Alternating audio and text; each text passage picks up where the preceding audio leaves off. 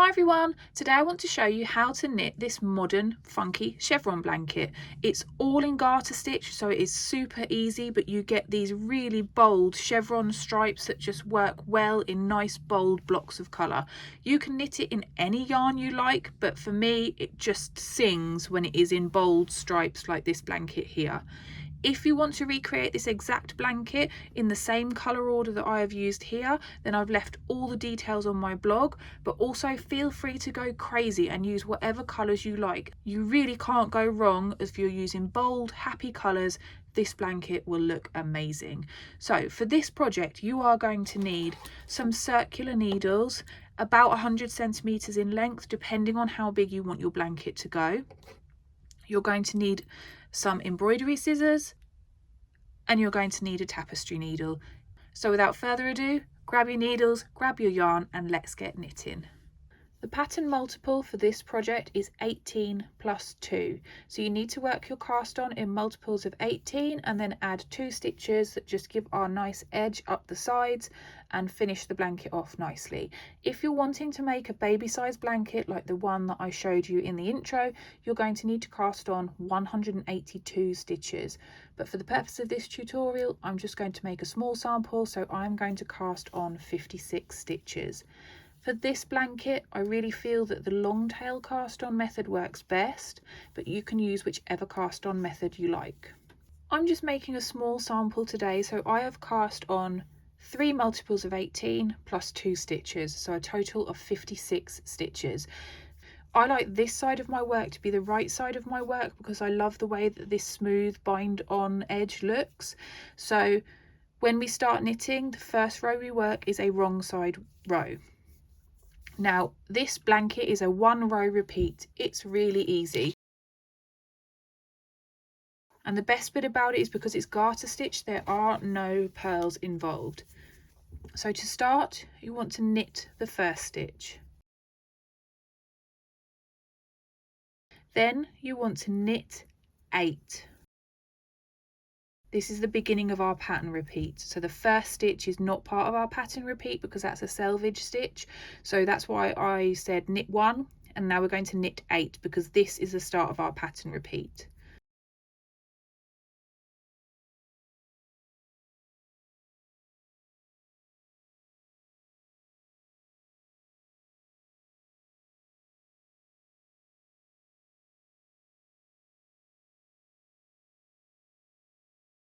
Once you've knit 8 stitches, so you've knitted a total of 9, you want to knit 2 together.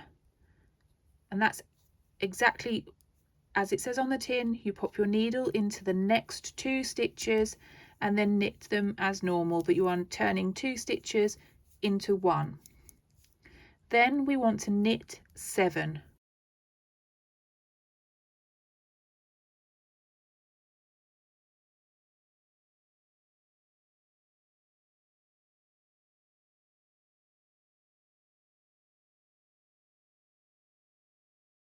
When you have knit 7, the next stitch is what will create the points on our chevrons. The decrease creates the dips. The next stitch, the increase, creates the peaks. And for that increase, we are going to work a knit front back. So to start your knit front back, you want to knit as normal, but do not drop this loop off your needle. You want to then swing your needle round to the back and pick up the back leg of the stitch and knit it again. So you're essentially knitting the same stitch twice, and what it does is increase your stitch count by 1, and you will get a little loop where you've knitted the back of the stitch. That's our pattern repeat. So we will now start the pattern repeat again. So you will knit 8.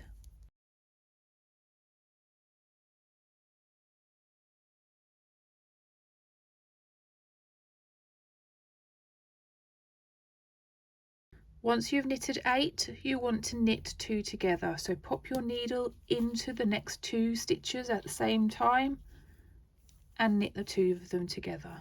Then we're going to knit 7.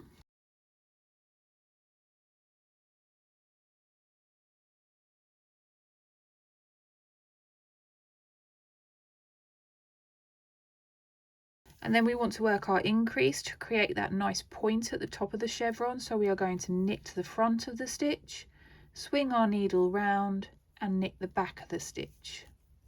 So knitting that same stitch twice. And then at the beginning of the repeat again, we are going to knit 8,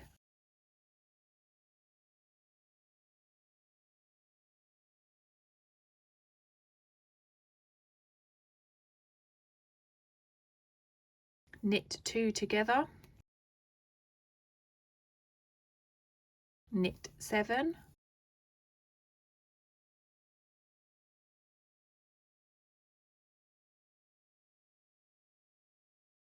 then we should have 2 stitches left. So this is the last stitch of our repeat, and that should be a knit front back. And then the last stitch of the row, we don't actually knit it, because what we want to do is to create a nice edge up the side of our blanket. So you want to pop your needle behind your working yarn, because this brings the yarn to the front of your work. Pop your needle into the next stitch as if to purl and slip it off your needles. And then what you'll have is you'll have that the yarn has come to the front of your work and we have slipped that last stitch. And what that will do is create a nice row of slip stitches up either edge. I find that slipping the last stitch gives me a much neater edge than if I slip the first stitch. So this is the front of our work, because we have that nice cast on edge here, and we don't actually count this cast on edge as a row. So what you want to do is keep repeating this 1 row repeat until your chevron stripe is as wide as you want it to be. You don't really need to count rows, you just want to count the garter bump ridges until you have enough. If you're counting rows, then your first block will always have 1 row more than the subsequent blocks, because we've obviously got this cast on edge where we had to work a wrong side row first. So I'll recap the 1 row repeat for you, and then you would repeat that row until your block is wide enough. In the case of this blanket, I've gone for 7 garter ridges per stripe, because that gave me the length that I wanted with the overall blanket. So just to recap that repeat, you want to knit the first stitch, because that is not part of our pattern repeat. You want to knit the next 8. This is the beginning of our pattern repeat.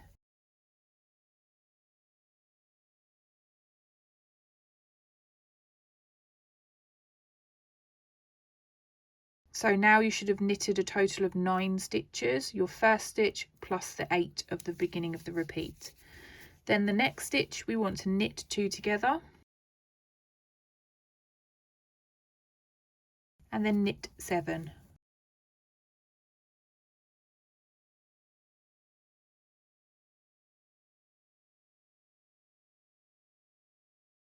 And the last stitch in the repeat is our knit front back. So knit the front of the stitch, don't let it come off your left hand needle, swing your needle round, pick up the back of the stitch and knit the back of the stitch as well to increase your stitch. And you will repeat that pattern repeat all the way along until you have 1 stitch left. So no matter how wide your blanket is, you're just working that simple repeat of knit 8, knit 2 together, knit 7 and then knit front back all the way until you have 1 stitch remaining. I'm going to knit to the end of the row, and then I'll show you once more how we slip that last stitch to get our nice neat side edge, and then I'll show you where we go from there. Once you've worked that last knit front back, you want to slip your last stitch purlwise with the yarn in front. So if you're a continental knitter like me, the easiest way to do this is to pop your right hand needle behind the working yarn, pop the needle into that last stitch as if you were going to purl, and then just slip it off your needles, and that seamlessly moves the yarn to the front of your work and slips that last stitch nice and neatly. So I'm going to go away and I'm going to make this stripe a little bit wider, and at that point I will show you how we change colours and how we can sort the ends out to make them really nice and neat. When you've worked as many ridges as you want on your front side, you want to make sure that you've just finished a wrong side row and you have your right side facing you at the point you change colour, because although this blanket doesn't have a right and wrong side, so to speak, where you change your colours you always get a small row where the colours overlap. So you want to make sure that you're always changing colour on the same side so that you get this nice crisp clean changeover on one side, and then you get those little stripes on the back side. When you are ready to change colour, you just want to break your working yarn and you want to get your next yarn. Just hold on to the yarn that you've just finished working with, just so that this second stitch in doesn't go loose when you're working, but don't worry if it does, because you can tidy them up once you've knitted the first row. So make sure that you are leaving a decent amount of tail, and just pop your yarn over your finger as if it was already on your work and you are ready to start knitting. And then you literally just want to start knitting with the new colour in that same row. Repeat. So we are going to knit the first stitch and then knit 8,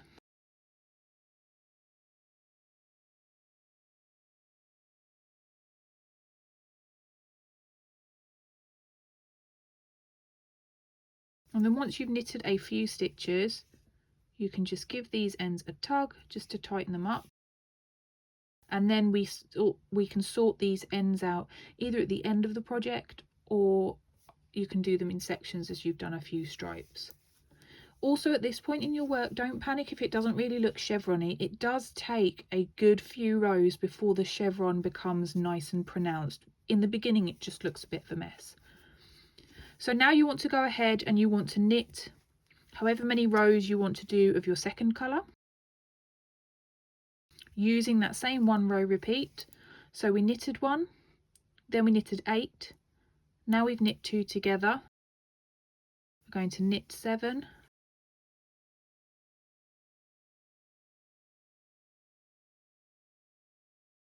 and then we're ready to work a knit front back. And the reason that I don't recommend using stitch markers on this project is because your increase and your decreases actually move 1 stitch either way depending on which row you're working. So you can see here, if we turn our work around, you can see here is where I worked the previous increase, but this stitch here is the one I'm going to increase on this row. So if you use stitch markers, you're going to have to move them every single row, so it's just easier to count your stitches in this case, because otherwise you spend more time moving stitch markers around and it just makes the whole project take that little bit longer. So in this instance, it is easier to just count your stitches because it is such a simple repeat. So after you've worked your knit front back, we then are at the beginning of our repeat again, and we are knitting those 8 stitches.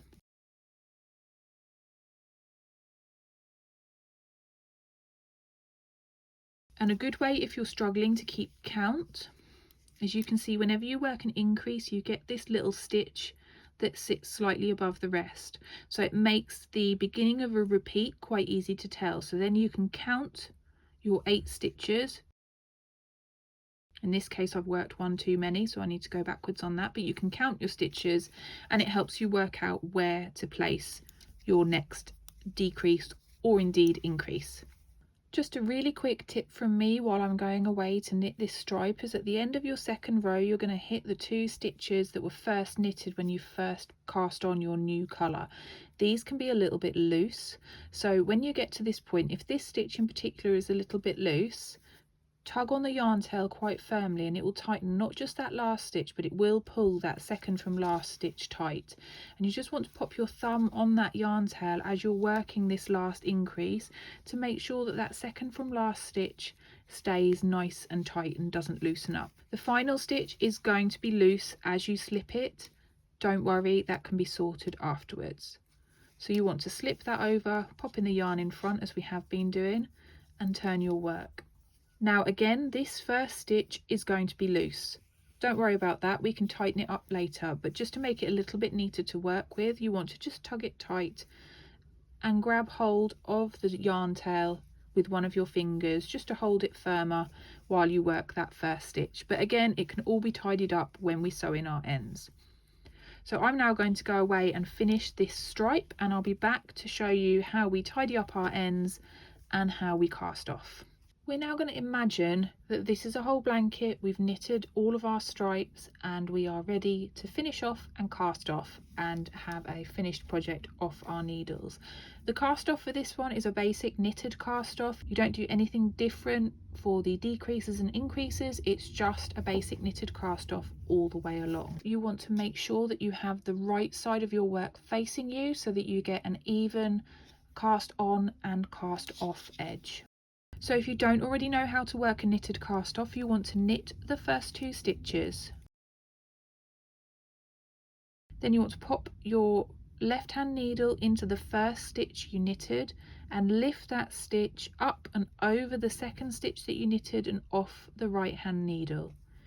Then you're going to knit the next stitch and repeat the process again. So you're going to lift the right hand side stitch up, over and off the needle and over the second stitch that was knitted. The golden rule of the knitted cast off is you never have more than 2 stitches on your right hand needle. If you have more than 2, then you've gone wrong. And you just want to work that all the way across until you get to the end of your row.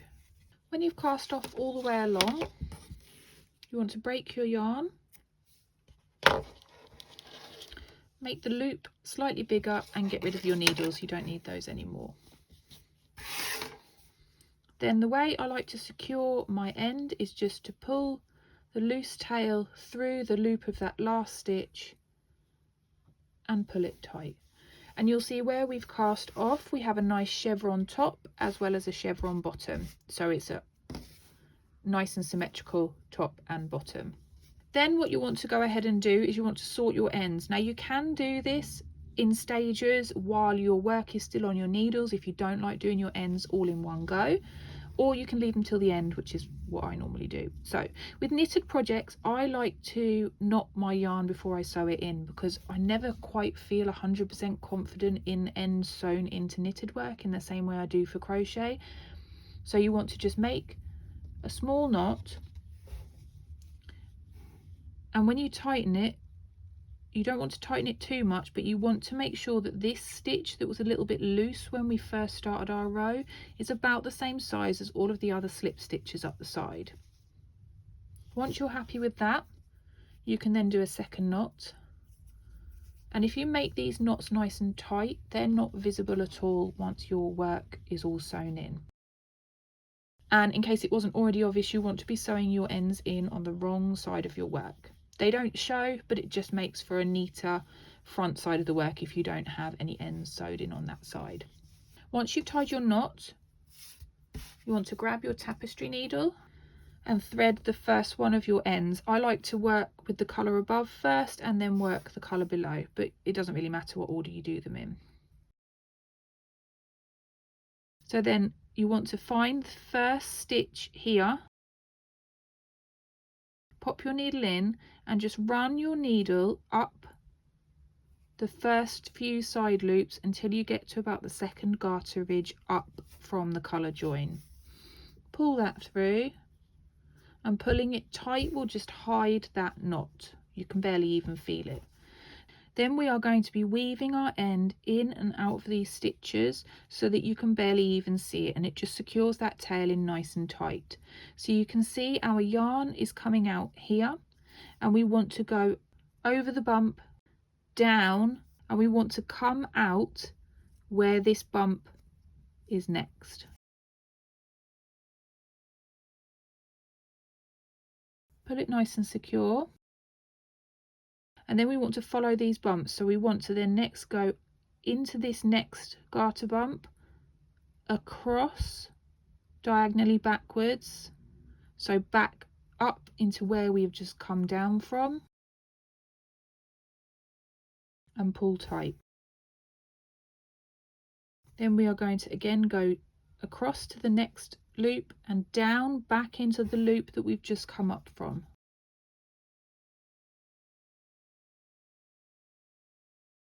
Up and across,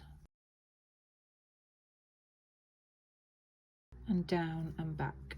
And you want to work that along for about 6 or 7 stitches.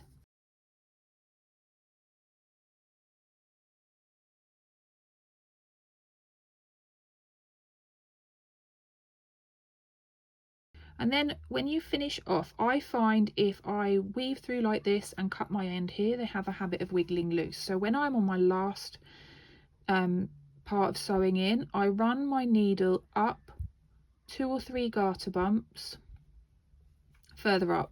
Obviously you'll have more fabric to work with. You don't want to stray into another colour, but you just want to work it up. And then cut your end close. And what working it in a straight line up the garter bumps does is, if your tail wiggles as your work moves around, what it does is it just slides down the garter bumps you've worked up, and it doesn't actually wiggle loose from its little snake. When you're working this bottom one here, it's exactly the same. And the way I like to go in to hide the end nice and snug is we are going to go and follow this slip stitch on the side and pop our needle into the bottom of that slip stitch there, and then you want to come up and in to that first garter bump, and then just pull it gently and encourage it round into the correct position, and then you can barely see it, and it just pushes that knot in nice and neatly, and you can't even really feel it as you touch the fabric here. And then again we are going to follow this loop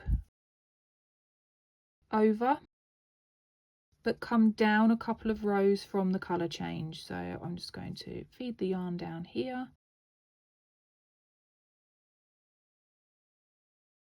pull it nice and tight, and then again we're going to follow this ridge round and come back up here, follow this ridge round like that, and then go back into the garter bump we just come from.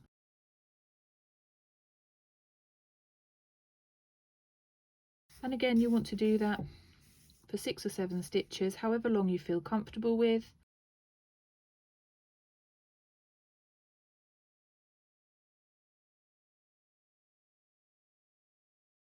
And then when you have worked as far as you're happy with, you just want to run your yarn up 2 or 3 bumps, pull it tight and cut it, not 100% close, but enough so that you can barely see the tail. And then if you give your work a little bit of a stretch, that tail just slides down, and you cannot see your ends from the right side of your work. And you would do that for all of your colour changes all the way up. I really hope you've enjoyed this tutorial. If you do go ahead and make one of these blankets and use different colours to me, then please tag me, because I love seeing all of your colourful makes. And I will see you again for another tutorial soon. Bye!